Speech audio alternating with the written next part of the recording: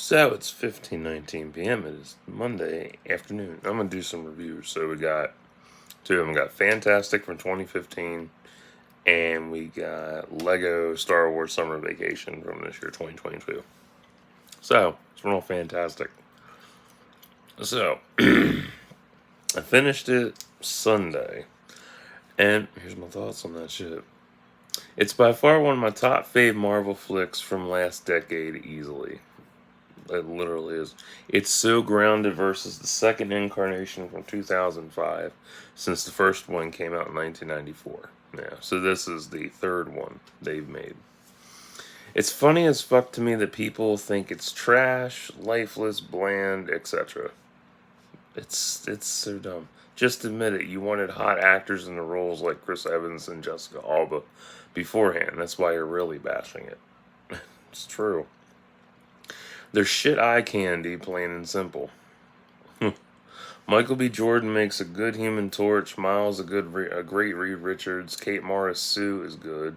Jamie Bell did excellent with The Thing, and Toby Kebbell as Doctor Doom was the best grounded setup.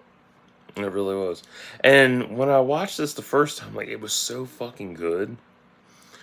And on a rewatch, like, I learned a lot more. I remember that people didn't like how Reed named the group at the end either, which is beyond petty. It's like no one's read the comics and understands the purpose of bold words. Like, that's the whole purpose of bold words that are highlighted in comics. Like, shit.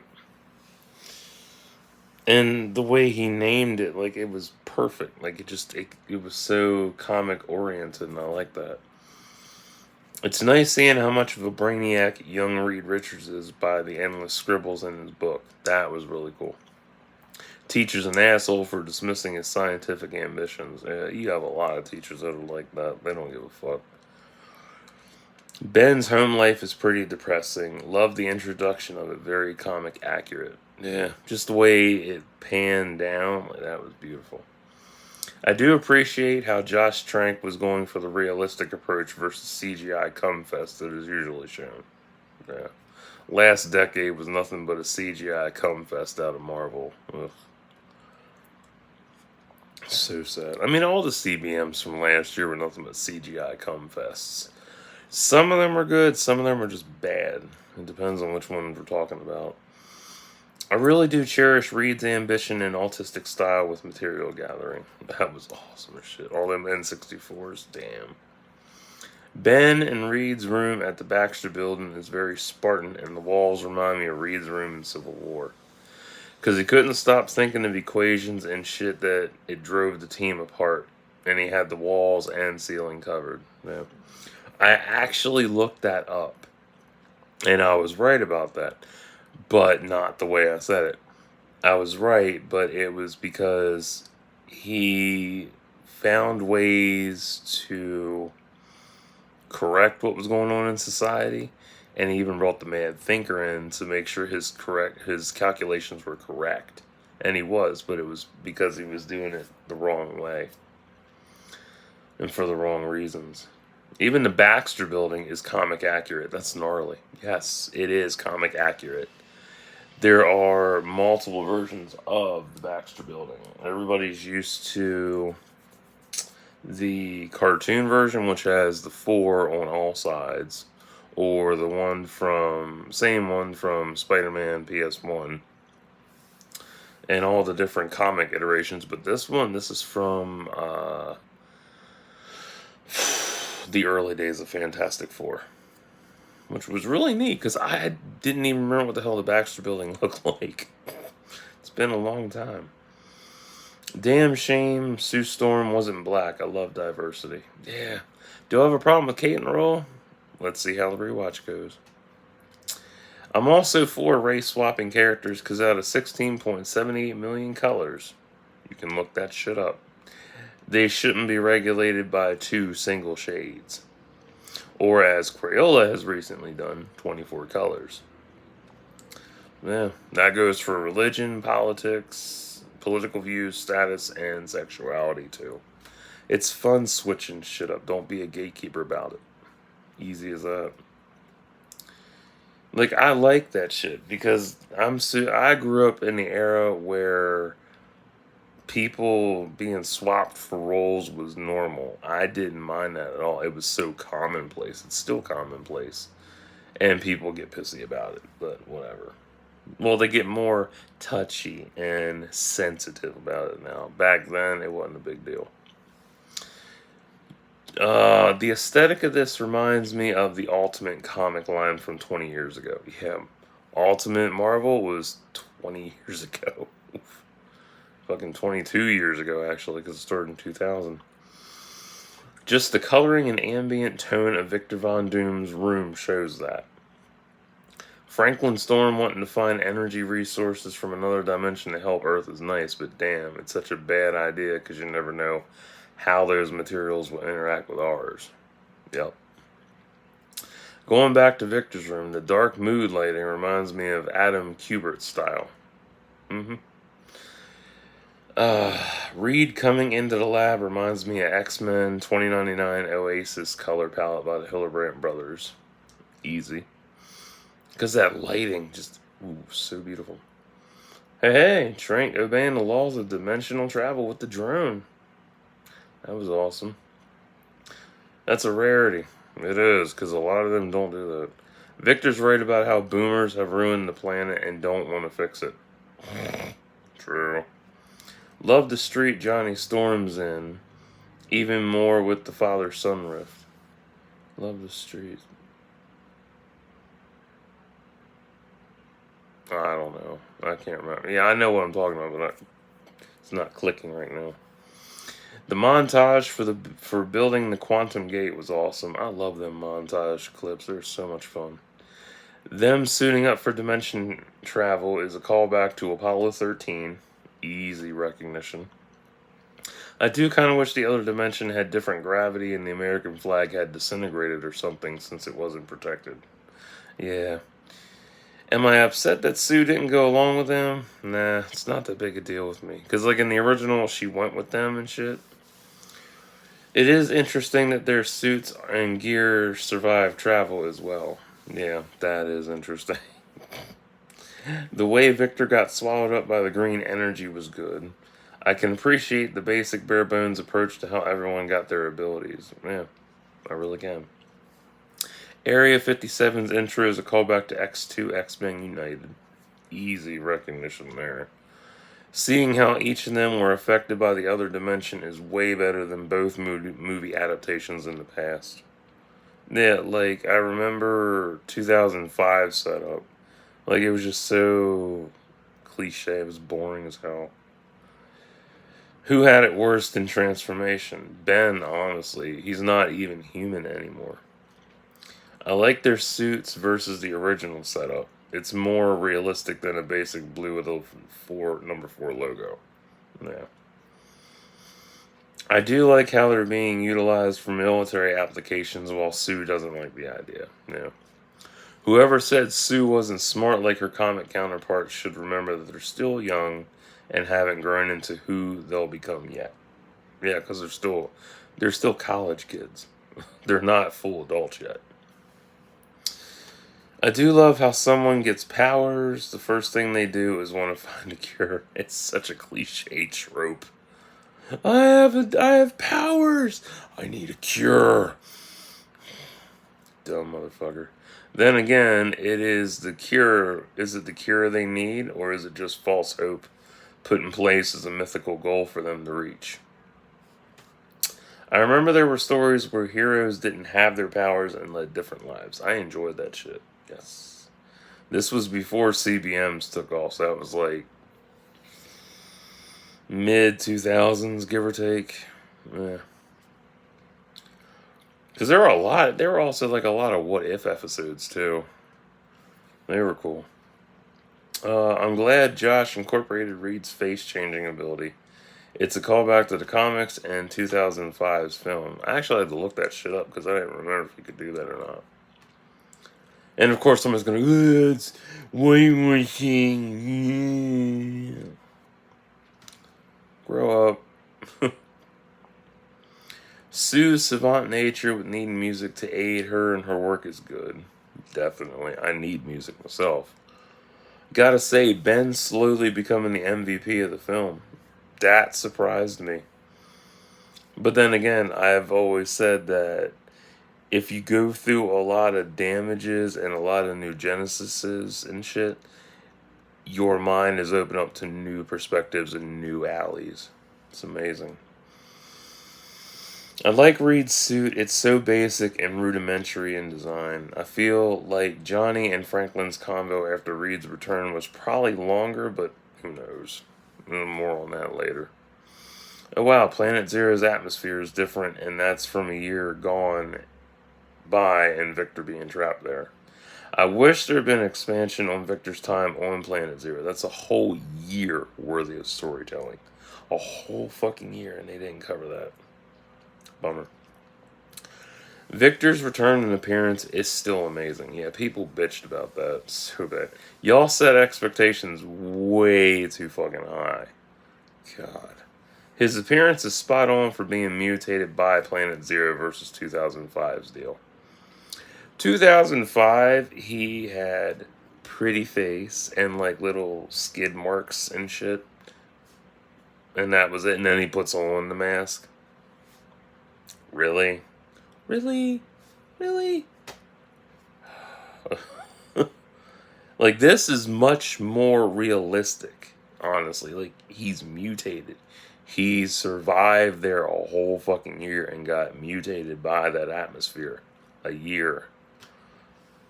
So what's better? Mutation or skid marks? Truly love Victor's powers, too. The final fight should have been longer and Victor should have survived. Yeah. Some parts you can tell it was cut short, which sucks, but it doesn't upset me. I don't get mad about that shit like other people do. Despite the fuckery behind the scenes, still a great flick. It has that underrated 2000s feel which most CBMs back then still have to this day, and they're better than what's out now, easily. I can see why Josh didn't want the film to be like Slater's vision since he saw Avengers. Yeah, I read up on this a little bit. Kudos to wanting Galactus and Doom, though. But I guess Josh wanted something organic versus a copycat. Yeah, true. Because if Slater had gone with an Avengers style with this, it would have been everybody would have been like, oh, you copycatted the Avengers. That's the whole point of CBMs in this day and age, originality. Marvel churns out CGI cumfest left and right without slowing down, while DC and others pace themselves. Yeah, pacing is smart, because if you rush shit out, it's going to be bad. It's like Marvel is trying to copy Trek's success in the 90s, and it's not happening. It's really not. Like, what Trek did in the 90s was so lightning in a bottle and perfect, because they took over the TV landscape for years, and that's beautiful. Whereas Marvel keeps churning out all this shit, and it's some good, some bad. Some of it is just hit or fucking miss. And they don't pace themselves. Whereas DC is like, oh, we have all these properties, we have all these different stories to tell. Let's do them one at a time. Or however many in a year. I think DC churns out about, I want to say 4 to 6 projects in a year. And that's just TV and movies. They also have comics they're churning out as well. I don't count the comics, I'm just counting movies and TV. And games, too. Sometimes there's a game or two.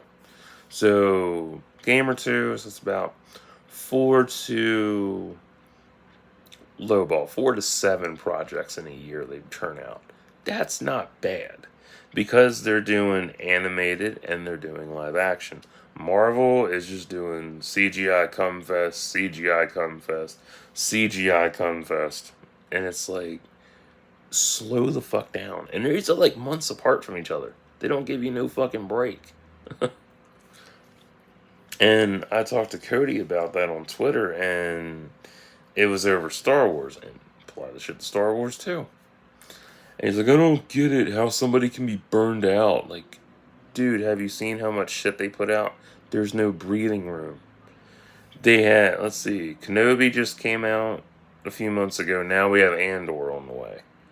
It's like, why the fuck are you going back to that?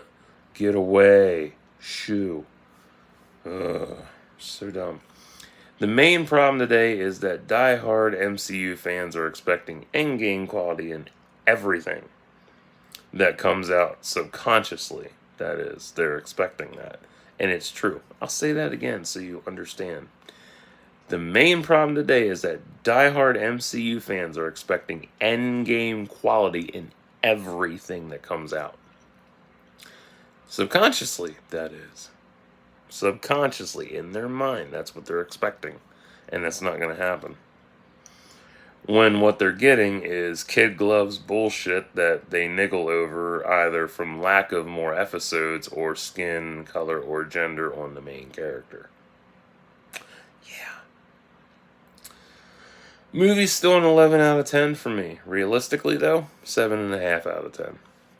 The other thing about diehard fans is they'll eat it up and act like it's so superior to any other company. And that is fucking retarded. That's the shitty, retarded gatekeeping I hate. I hate it. It's so dumb. Do I want the future reboot of Fantastic Four? Fuck no. I'd rather have, if they do it, I'd rather have a whole black cast for Fantastic Four. I'd rather have them all black. Fuck that shit. God. Do I despise Josh for what happened? Because I can separate myself. I can separate person from work. Unlike other people who can't. Nah, I'm not petty like that. Who's my fave out of this? I'm going to have to go with Ben, honestly. Followed by Johnny. How did Kate do with Sue? I think she did alright. And that's a fair assessment. I think she did alright. Should Sue be black? Yeah. Times are progressing forward. Can't stay stuck in the past on everything. It's not so much about comic accuracy. It's about who's in the role that's important. Just because someone looks right for the role, John Krasinski, my bad. Right Joe, wrong consonants. Doesn't mean they're going to nail it on screen. Yeah. Like, if I had to pick my Black Fantastic Four, Jeffrey Wright, Reed Richards, Janelle Monáe, Sue Storm, Michael B. Jordan, Human Torch, and for the Thing, I would go with Anthony Anderson, honestly. Like, because I remember how good he was in The Shield Season 4, and that caliber, that was really good. A sequel would have been nice given how this built up to their formation as a team. Yeah, it would have been good. Wish there hadn't been reshoots and changes. Josh did a good job from my POV. Wow. Would I want any of them back in their roles? Yeah, Michael and Jamie for sure. Because Jamie was good as Ben, and I like that.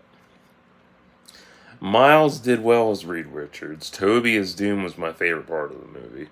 Kind of disappointed this time that his time on Planet Zero wasn't explored. That's a massive downside about the film. Along with Reed's time on the run. That should have been covered too.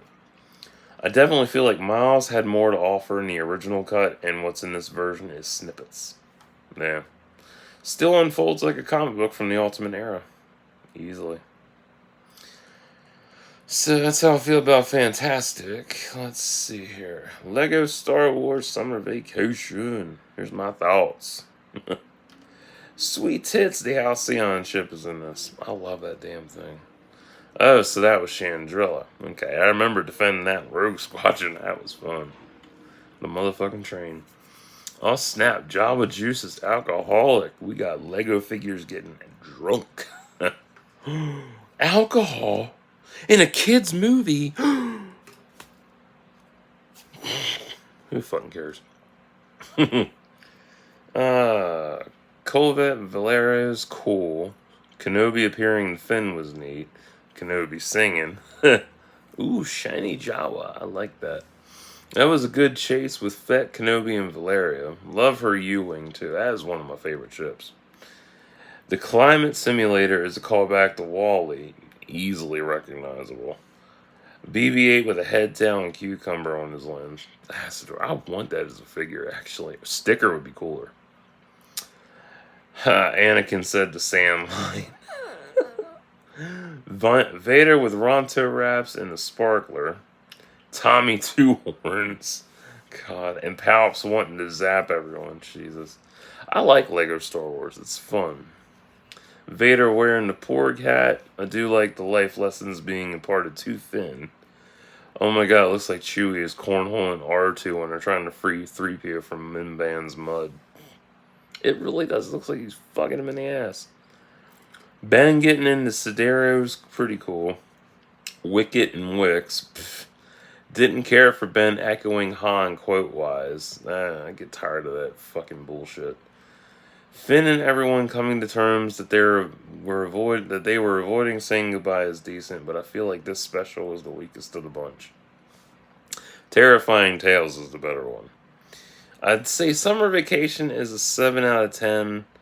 It's good fun, but lacks that full excitement factor that Freemaker Adventures and the other Lego Tales have. Yeah.